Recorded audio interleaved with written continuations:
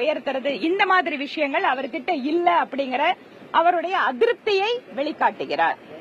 ஆக இந்த அரசாங்கம் தன்னுடைய நாட்களை நிறைவு செய்ய செய்ய ஒவ்வொரு அமைச்சரும் அவங்களுக்கு தெரிஞ்ச தொனியில தங்களோட அதிருப்தியை வெளிப்படுத்துகிறார்கள் அப்படிங்கறத பார்க்க முடியும்.